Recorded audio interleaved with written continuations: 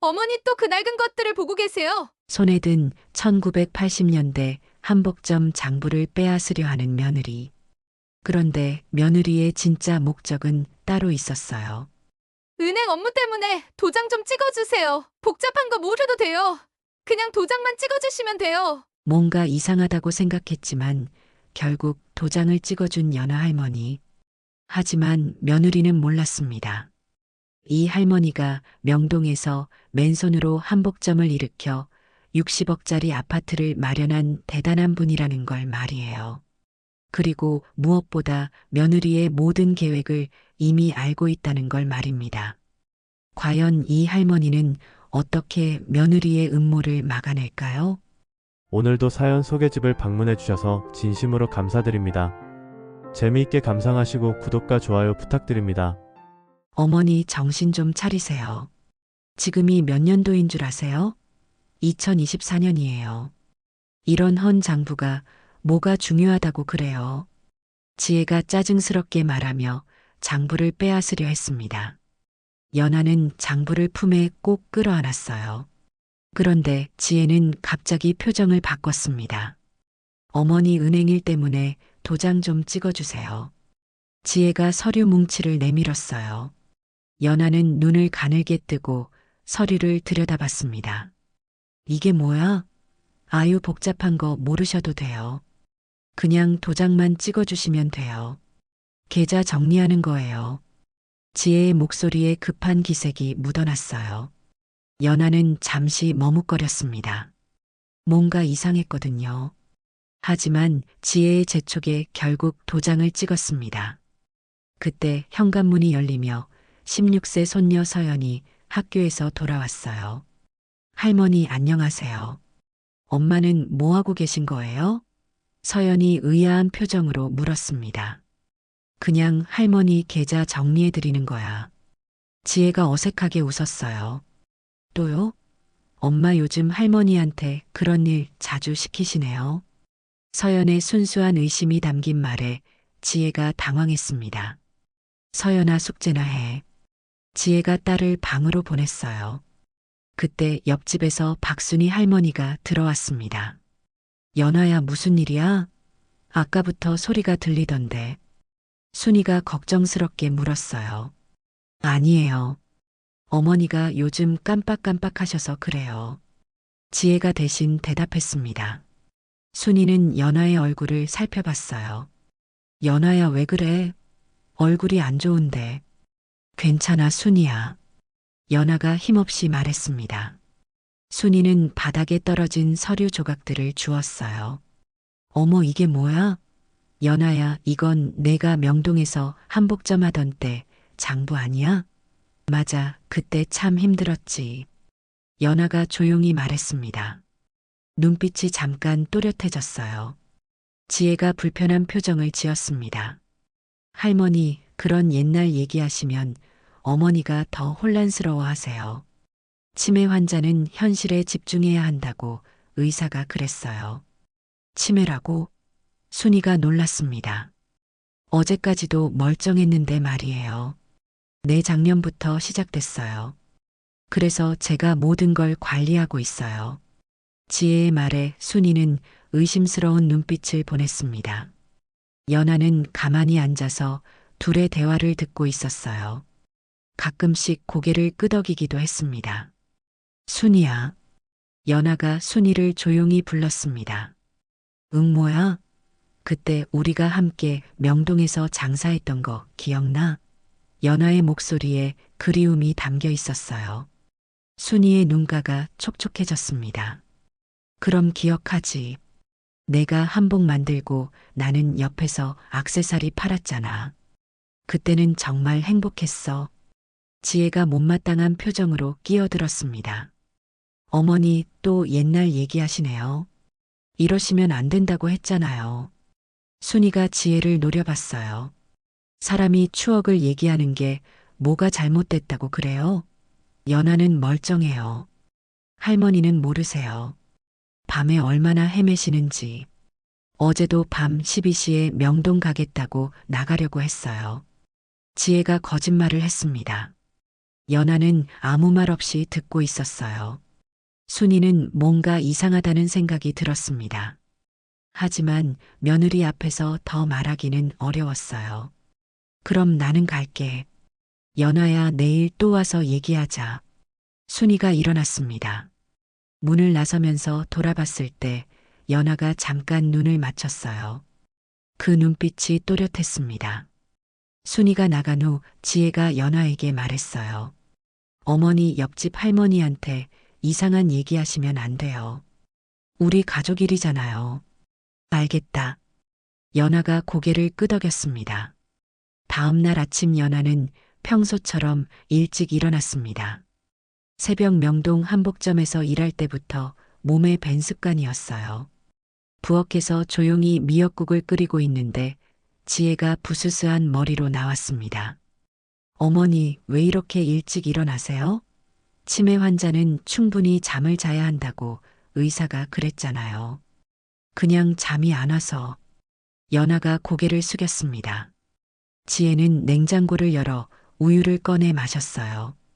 참, 어머니 오늘 은행에서 전화 오면 제가 받을게요. 어머니가 받으시면 또 혼란스러워 하실까 봐요. 지혜가 당연하다는 듯 말했습니다. 은행에서 왜 전화를 해? 통장 비밀번호 변경한 거 확인하는 거예요. 어머니가 직접 하신 거라고 했으니까 문제 없을 거예요. 지혜의 말에 연아는 잠깐 멈췄습니다. 언제 비밀번호를 바꿨다는 걸까요? 내가 언제 바꿨나? 어머니 또 깜빡하시네요. 어제 하셨잖아요. 지혜가 짜증스럽게 말했습니다. 연아는 아무 말하지 않았어요. 하지만 마음속으로는 모든 걸 기억하고 있었습니다. 어제는 은행에 가지도 않았고 비밀번호를 바꾼 적도 없었어요. 아침을 먹고 나서 지혜가 나갔습니다.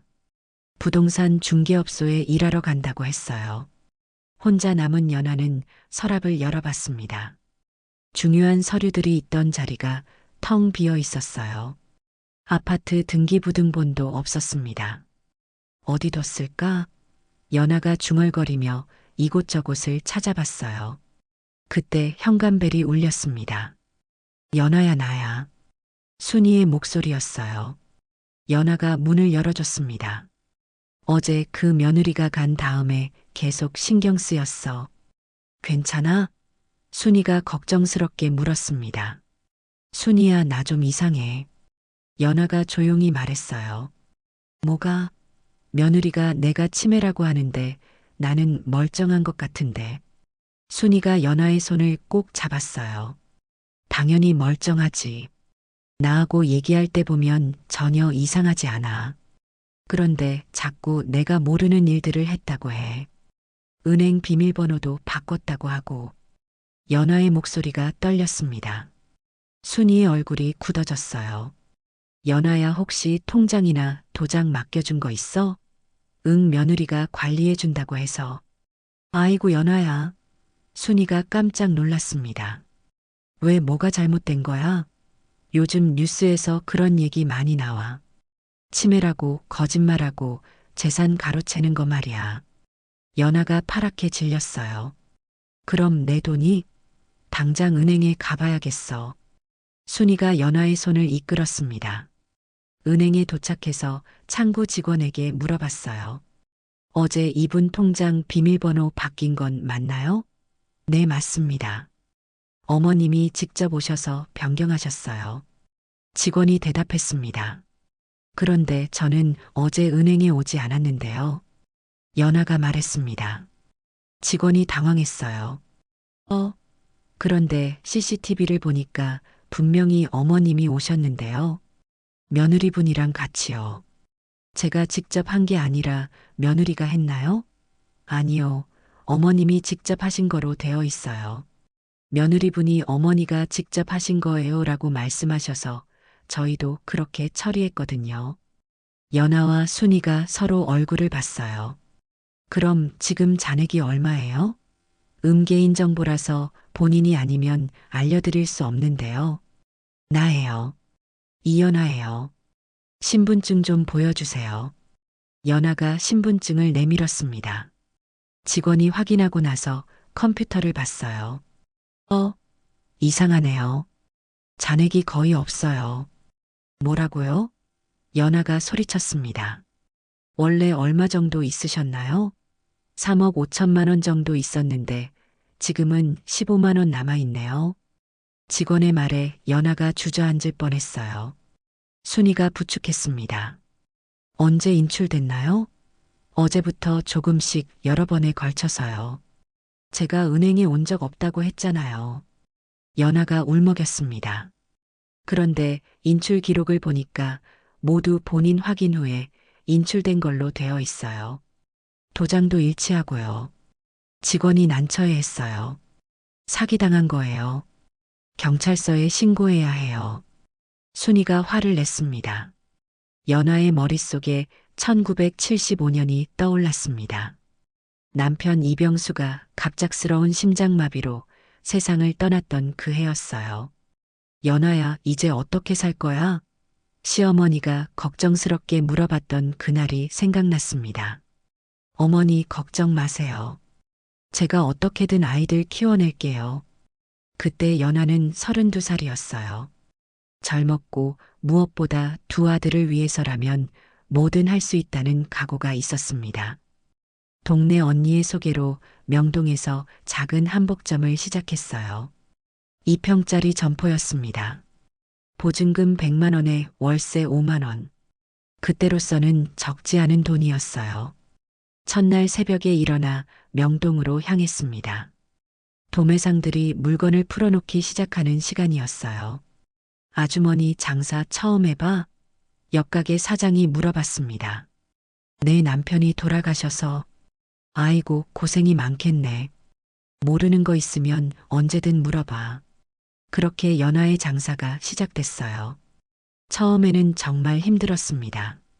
뭘 만들어야 할지, 얼마에 팔아야 할지 아무것도 몰랐거든요. 하루 종일 서 있어도 10,000원도 안 벌리는 날이 많았어요. 엄마 오늘은 얼마 벌었어? 준수가 물어보면 연하는 항상 웃으며 대답했습니다. 많이 벌었어. 우리 준수 학용품 살 돈도 벌었고. 거짓말이었어요. 실제로는 라면도 제대로 못 사 먹는 형편이었습니다. 그래도 포기할 수 없었어요. 아이들이 학교에서 주눅 들지 않게 해주고 싶었거든요. 장사를 시작한 지 3년이 지나자 조금씩 요령이 생겼어요. 어떤 한복이 잘 팔리는지, 손님들이 언제 많이 오는지 알게 됐습니다. 1988년 서울 올림픽 때는 외국 귀빈들이 한복을 많이 찾았어요. 연하의 솜씨가 알려지면서 주문이 밀려들었습니다. 그때부터 연하의 인생이 달라지기 시작했어요. 은행에서 돌아온 연하는 깊은 생각에 잠겼습니다. 그날 저녁 지혜가 집에 돌아왔어요. 어머니, 오늘 어디 다녀오셨어요? 점심시간인데 집에 안 계시더라고요. 은행에 갔었어. 은행요? 왜요? 내 돈이 없어졌어. 연하가 떨리는 목소리로 말했습니다. 어머니, 또 착각하시는 거예요. 제가 관리하고 있다고 했잖아요. 집에서 얘기해요. 지혜가 태연하게 말했습니다. 며칠이 지났습니다. 지혜의 행동은 점점 더 노골적이 됐어요. 어머니, 이제 집 정리도 해야 할 것 같아요. 지혜가 아침 식사를 하며 말했습니다. 집 정리? 네, 어머니 혼자 이 큰 집에서 지내시기 힘드시잖아요. 더 작은 곳으로 이사하시는 게 좋을 것 같아요. 연하의 손이 떨렸어요. 여기가 내 집인데. 알아요. 하지만 관리비도 많이 나오고 청소하기도 힘드시잖아요. 지혜가 친절한 척 말했습니다. 그럼 어디로 가라고? 좋은 요양원 알아봤어요. 거기서 또래분들과 함께 지내시면 외롭지도 않으실 거예요. 요양원이라는 말에 연하가 충격을 받았어요. 요양원은 싫어. 어머니, 치매가 더 진행되기 전에 전문적인 관리를 받으시는 게 좋아요. 지혜의 목소리에 강압적인 느낌이 있었어요. 그럼 이 집은? 팔아서 요양원비로 쓰면 되죠. 걱정하지 마세요. 제가 다 알아서 할게요. 연아는 아무 말할 수 없었어요. 그렇게 힘들게 마련한 집을 팔라니. 그때 서연이 방에서 나왔습니다. 엄마 할머니를 요양원에 보내려고 해요? 서연의 목소리에 놀라움이 담겨 있었어요. 서연아, 어른들 얘기에 끼어들지 마. 지혜가 딸을 타일렀습니다. 할머니는 아프지도 않은데 왜 요양원에 가야 해요? 서연이 따졌습니다. 할머니가 치매셔서 그래. 할머니 멀쩡해요. 어제도 나한테 수학 문제 설명해 주셨는데. 서연의 말에 지혜가 당황했습니다. 서연아, 방에 들어가. 지혜가 딸을 재촉했어요. 점심시간에 순이가 찾아왔습니다. 연아야, 안색이 왜 이래? 순이가 걱정스럽게 물었어요. 며느리가 집을 팔자고 해. 뭐라고? 집을? 순이가 깜짝 놀랐어요. 요양원에 들어가라고. 치매가 더 심해지기 전에. 아이고, 이 사람아. 너 멀쩡한데 무슨 요양원이야. 순이가 화를 냈습니다. 그런데 어떻게 해? 아들한테 말하기도 그렇고. 둘째 아들한테 연락해봐. 캐나다에 있는 민호 말이야. 그런데 며느리가 연락하지 말라고 해. 바쁘다고. 무슨 소리야? 어머니 일인데 자식이 바쁘면 어떡해? 순이가 답답해했어요. 그때 현관문이 열렸습니다. 지혜가 일찍 들어온 거였어요. 어머니, 무슨 얘기 하세요? 지혜가 순이를 째려봤습니다. 연아가 요양원 간다는 얘기 들었어요. 이게 무슨 일이에요? 순이가 따졌습니다. 어머니 건강을 위한 일이에요. 할머니는 상관없는 일이고요. 상관없는 일이라고요? 30년 넘게 이웃으로 지낸 사이인데. 그래도 가족 일에 너무 간섭하시는 것 같아요. 지혜의 말투가 점점 차가워졌어요. 순이가 연아를 보며 말했습니다. 연아야, 정말 요양원 가고 싶어? 나는. 연아가 말을 시작하려는데 지혜가 끼어들었어요. 어머니는 치매라서 정확한 판단을 하시기 어려워요. 그래서 제가 대신 결정해 드리는 거예요. 연아는 멀쩡해요. 치매라는 증거라도 있어요? 순이가 소리쳤습니다. 진단서 있어요. 지혜가 서류를 꺼냈어요. 분명히 치매 진단서였습니다. 이게 뭐예요? 순이가 당황했어요. 어머니가 검사 받으신 결과예요. 알츠하이머 초기 진단이 나왔어요. 연아가 그 진단서를 보더니 고개를 저었어요. 나는 병원에 간 적이 없는데. 어머니 또 기억 못 하시네요. 지난주에 같이 갔잖아요. 지혜가 태연하게 거짓말을 했습니다. 순이가 의심스러운 눈으로 진단서를 봤어요. 이 병원이 어디예요? 강남에 있는 신경과예요. 치매 전문 병원이에요. 지혜가 대답했습니다. 그럼 이 의사 선생님께 직접 확인해 봐도 되겠네요? 순이가 따졌을 때 지혜의 얼굴이 잠깐 굳었어요. 그럴 필요까지는 없죠. 진단서가 있는데. 아니에요. 이상해요. 연아는 정말 멀쩡한데 갑자기 치매라니. 순이가 계속 의심했습니다. 그때 연아가 조용히 말했어요. 순이야, 그만해. 이미 다 정해진 일이야. 며느리 말대로 하는 게 나을 것 같아. 연아가 체념한 듯 말했습니다. 지혜가 만족스러운 표정을 지었어요. 역시 어머니가 현명하세요. 걱정하지 마세요. 좋은 곳으로 모셔드릴게요. 그날 밤 연아는 잠들지 못했어요. 창밖을 보며 생각했습니다. 정말 이대로 끝나는 건가? 내가 그렇게 힘들게 모은 이 집을. 하지만 연아에게는 아직 한 가지 희망이 있었어요. 지혜가 모르는 비밀이 하나 있었거든요. 실제로는 민호와 계속 연락하고 있었던 거예요. 지혜가 핸드폰을 확인하지 못하게 몰래 문자를 주고받고 있었습니다. 며칠 전에 보낸 마지막 문자가 생각났어요. 민호야, 엄마 위험해. 빨리 와줘. 민호에게서 답장이 왔었어요. 엄마 걱정하지 마세요. 제가 다 준비하고 있어요. 조금만 더 참아주세요. 연아는 그 문자를 보며 힘을 냈어요. 민호가 뭔가 계획이 있는 것 같았거든요. 조금만 더 버티자. 연아는 마음을 다잡았습니다. 아직 끝나지 않았어요. 이사 전날 아침이었습니다. 지혜가 마지막 짐을 정리하고 있는데 현관벨이 울렸어요. 누구지? 지혜가 인터폰을 확인했습니다. 모르는 남자가 서 있었어요. 형수님 저예요. 지혜가 깜짝 놀랐어요.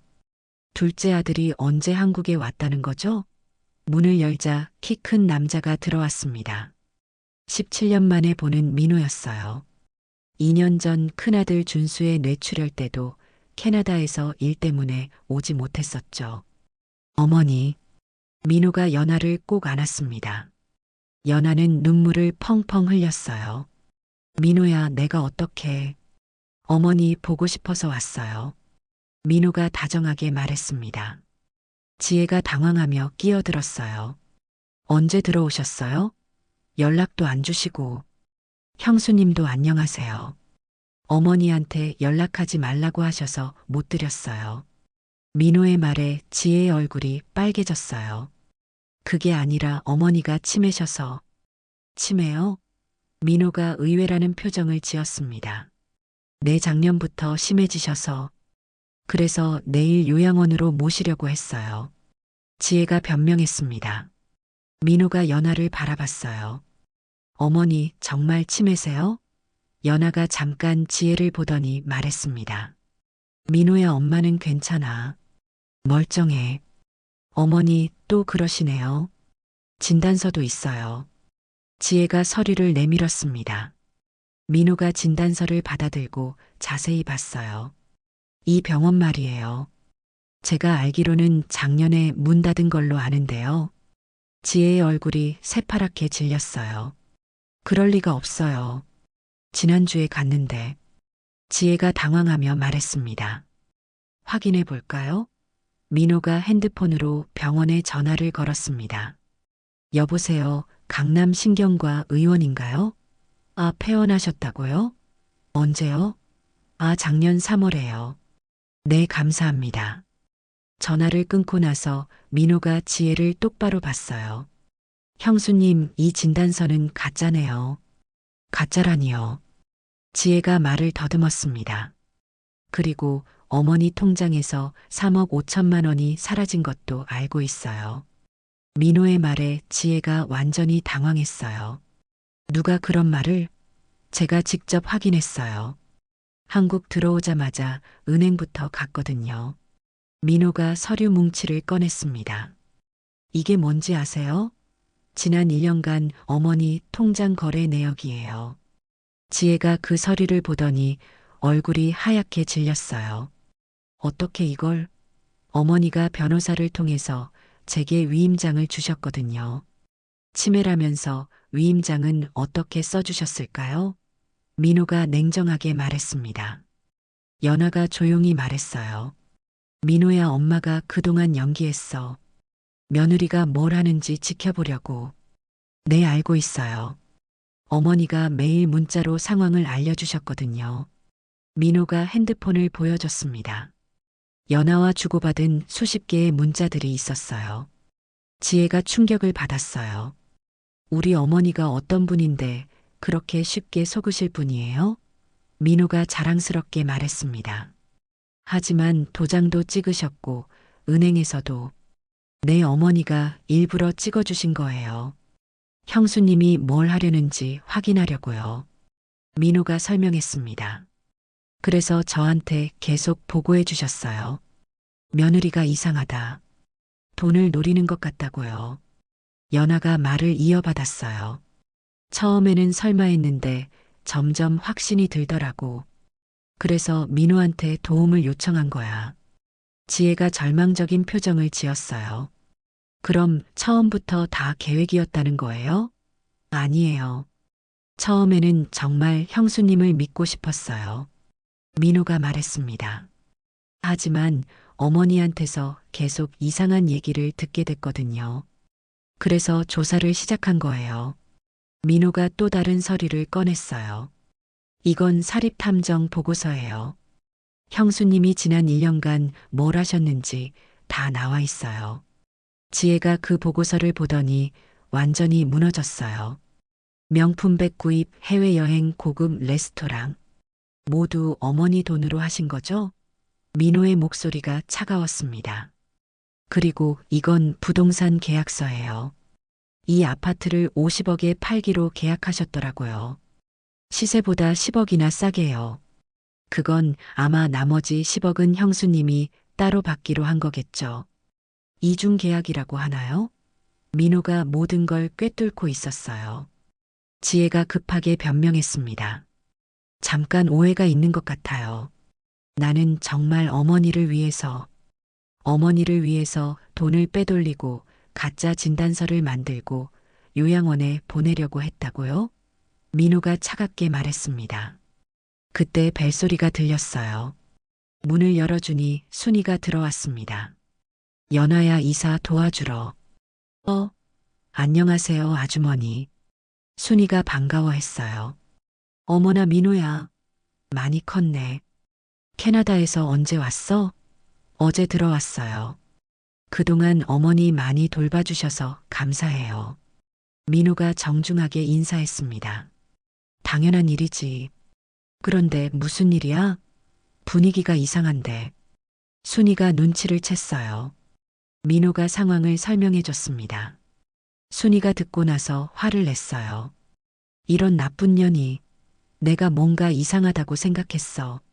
순이가 지혜를 노려봤습니다. 혹시 증인이 되어주실 수 있어요? 형수님이 어머니를 어떻게 대했는지 봐주신 분이 필요해요. 당연하지. 내가 다 봤어. 연아를 얼마나 괴롭혔는지. 순이가 당당하게 말했습니다. 지혜가 마지막으로 애원했어요. 도련님, 그동안 제가 어머니를 모신 것도 생각해서. 모셨다고요? 어머니 돈 빼먹으면서요? 민호가 단호하게 말했습니다. 이제 선택하세요. 조용히 돈을 돌려주고 나가시든지 아니면 경찰서에서 얘기하든지. 지혜가 완전히 항복했어요. 알겠어요. 돈은 돌려드릴게요. 그리고 앞으로 어머니께 절대 연락하지 마세요. 민호가 마지막 경고했습니다. 연아가 민호의 손을 꼭 잡았어요. 민호야, 고마워. 엄마 혼자였으면 어떻게 됐을까? 어머니 저를 낳아주시고 키워주신 은혜를 어떻게 잊겠어요? 이제 제가 어머니를 모실 차례예요. 민호의 말에 연아가 눈물을 흘렸습니다. 하지만 이번에는 기쁨의 눈물이었어요. 지혜가 짐을 싸서 나간 후 집안이 조용해졌습니다. 연아와 민호 그리고 순이만 남았어요. 정말 다 끝난 거야? 연아가 믿기지 않는다는 표정으로 물었습니다. 네, 어머니. 이제 안전해요. 민호가 어머니의 손을 꼭 잡았어요. 순이가 감탄했습니다. 민호야, 정말 대단하다. 어떻게 이 모든 걸 준비했어? 사실 4개월 전부터 준비했어요. 어머니가 처음 이상하다고 연락하셨을 때부터요. 민호가 설명을 시작했습니다. 처음에는 저도 반신반의했어요. 형수님이 그럴 리 없다고 생각했거든요. 연아가 고개를 끄덕였어요. 나도 처음에는 설마 했어. 가족인데. 하지만 어머니가 보내주신 문자들을 보니까 심상치 않더라고요. 그래서 한국의 변호사 사무실에 의뢰했어요. 민호가 핸드폰을 보여줬습니다. 어머니가 매일매일 상황을 문자로 보내주셨거든요. 오늘 또 이상한 서류에 도장 찍게 했다. 은행에 가서 뭔가 했는데 기억이 안 난다. 이런 식으로요. 연아가 미안해했어요. 민호야, 엄마가 너무 힘들게 했지. 캐나다에서 바쁠 텐데. 어머니 무슨 말씀이세요? 어머니가 저를 키우시느라 얼마나 고생하셨는데요. 민호의 목소리가 뭉클했어요. 어머니가 명동에서 새벽부터 밤까지 일하시던 거 다 기억해요. 제가 한복 만드는 거 보겠다고 했을 때, 엄마가 와줬으면 좋겠다 했을 때 하루 매출 포기하고 오셨던 것도요. 연아의 눈에 눈물이 맺혔습니다. 그런 걸 다 기억하고 있었구나. 당연하죠. 그때 어머니가 얼마나 자랑스러웠는지 몰라요. 다른 애들 아빠들보다 우리 엄마가 더 멋있다고 생각했어요. 민호가 어린 시절을 회상했습니다. 형은 의대 가겠다고 했을 때도, 저는 법대 가겠다고 했을 때도 어머니는 한 번도 돈 때문에 안 된다고 하지 않으셨어요. 그때는 정말 너희들 교육비 때문에 라면만 먹고 살았는데. 연아가 옛일을 떠올렸어요. 알아요. 저희가 다 알고 있었어요. 그래서 더 열심히 공부했던 거예요. 민호가 말을 이어갔습니다. 캐나다 가서도 항상 생각했어요. 어머니의 희생을 헛되게 하면 안 된다고. 그래서 더 열심히 일했어요. 순이가 옆에서 들으며 눈물을 훔쳤어요. 참 기특한 아들이야. 연아야 복이 많아. 연아가 민호를 바라보며 말했습니다. 민호야, 그런데 너 캐나다에서 일 괜찮아? 갑자기 와서. 걱정하지 마세요. 제가 다니는 회사가 한국에도 지사를 내기로 했어요. 그래서 저를 한국 지사장으로 파견 보내기로 했거든요. 정말? 연아가 깜짝 놀랐어요. 네, 사실 1년 전부터 계획하고 있었어요. 어머니 곁에서 살고 싶어서요. 민호가 환하게 웃었습니다. 그럼 계속 한국에 있는 거야? 연아가 기대에 찬 목소리로 물었습니다. 네, 이제 어머니 모실 거예요. 그동안 너무 오래 떨어져 있었잖아요. 민호의 말에 연아가 펑펑 울기 시작했어요. 아이고, 이럴 줄 몰랐는데. 엄마가 이렇게 기쁠 줄. 순이도 함께 울었어요. 30년 넘게 연아를 지켜봤는데 이렇게 행복한 모습은 처음 봐. 민호가 어머니를 꼭 안아줬습니다. 어머니, 이제 편히 지내세요. 제가 모든 걸 책임질게요. 민호야, 엄마는 이미 충분히 행복해. 너 같은 아들을 뒀으니까. 연아가 아들의 얼굴을 쓰다듬었어요. 6개월이 지났습니다. 연아의 일상은 완전히 바뀌어 있었어요. 어머니, 아침 드세요. 민호가 정성스럽게 차린 아침상을 가져왔습니다. 미역국, 김치찌개, 그리고 따뜻한 밥이 정갈하게 놓여 있었어요. 아이고, 민호야, 엄마가 해야 하는 건데. 어머니, 이제는 제가 어머니를 모실 차례예요. 민호가 환하게 웃었습니다. 요즘 연아는 정말 행복했어요. 아침에 일어나면 아들이 아침을 준비해주고 저녁에는 함께 텔레비전을 보며 시간을 보냈습니다. 1980년대 그 힘들었던 시절이 꿈만 같았어요. 그런데 민호야, 회사 일은 괜찮아? 네, 걱정하지 마세요. 한국 지사가 생각보다 잘 되고 있어요. 민호는 정말로 한국에 정착했어요. 강남에 있는 국제 로펌 한국 지사장으로 일하며 어머니와 함께 살고 있었습니다. 그때 현관벨이 울렸어요. 순이었습니다. 연아야, 오늘도 얼굴이 좋네. 순이가 들어오며 웃었어요. 그럼 아들이 옆에 있으니까 얼마나 좋겠어. 연아도 환하게 웃었습니다. 민호야, 너 정말 효자다. 요즘 연아가 얼마나 행복해하는지 몰라. 할머니 덕분이에요. 그동안 어머니 돌봐주셔서요. 민호가 정중하게 인사했습니다. 순이가 연아에게 말했어요. 그런데 연아야, 그 며느리 소식 들었어? 아니, 뭔데? 경찰서에서 조사받고 있다던데. 너 말고도 다른 피해자들이 더 있었다나 봐. 순이의 말에 민호가 고개를 끄덕였어요. 네, 제가 신고했거든요. 그랬더니 비슷한 피해 사례가 더 발견됐대요. 잘했어. 그런 나쁜 사람은 벌을 받아야지. 연아가 말했습니다. 하지만 이제는 그런 일 생각하고 싶지 않아. 다 지난 일이야. 연아의 마음은 정말 편안했어요. 복수보다는 현재의 행복이 더 소중했거든요. 민호가 어머니를 보며 말했어요. 어머니, 그런데 정말 대단하세요. 어떻게 그렇게 침착하게 대처하셨어요? 나이를 먹으니까 지혜가 생기나 봐. 연아가 웃으며 말했어요. 사실 처음에는 정말 무서웠어. 하지만 너한테 연락할 수 있다는 희망이 있어서 견딜 수 있었지. 어머니를 믿고 기다리길 잘했어요. 민호가 감동스럽게 말했습니다. 순이가 감탄했어요. 정말 대단해. 나였으면 그렇게 연기 못했을 거야. 순이야, 너도 많이 도와줬어. 내가 의심해줘서 고마웠어. 연아가 고마움을 표했습니다. 그때 민호가 뭔가 생각난 듯 말했어요. 아, 어머니 좋은 소식이 있어요. 뭔데? 회사에서 동료가 소개해준 여자가 있어요. 연아의 눈이 반짝였어요. 정말? 어떤 사람인데? 간호사예요. 성격도 좋고 무엇보다 부모님을 잘 모시는 사람이에요. 언제 만나볼 수 있어? 연아가 기대에 찬 목소리로 물었습니다. 다음 주에 집에 데려올게요. 어머니께 인사드리게요. 아이고, 기대된다. 연아가 기뻐했어요. 아들이 결혼해서 가정을 꾸리는 모습을 보는 게 마지막 소원이었거든요. 순이가 옆에서 말했어요.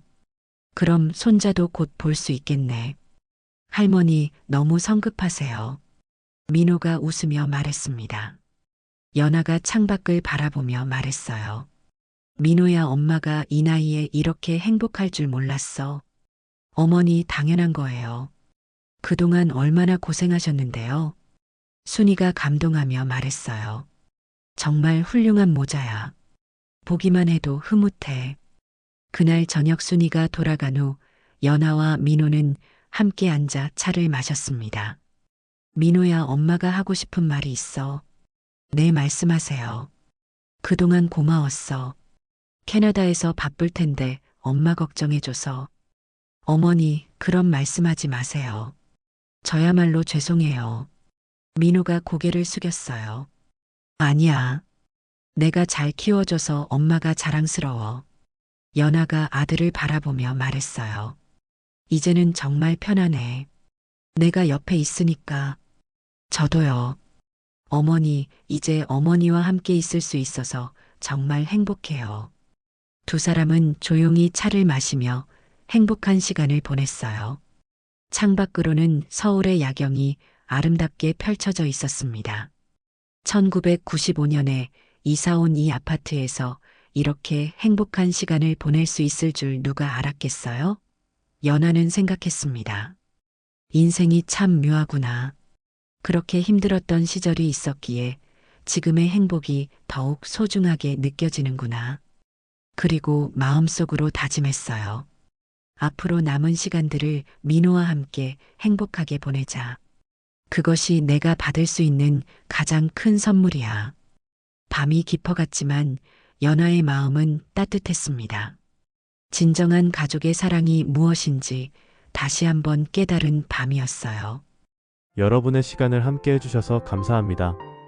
오늘 영상이 도움이 되셨거나 감동을 주었다면 구독과 좋아요 버튼을 눌러주세요. 알림 설정을 해두시면 새로운 감동 스토리를 가장 먼저 만나보실 수 있습니다. 댓글로 여러분의 소중한 의견과 경험도 나눠주세요. 여러분의 응원이 더 좋은 콘텐츠를 만드는 원동력이 됩니다. 다음 영상에서 더 멋진 이야기로 다시 찾아뵙겠습니다. 항상 행복하세요.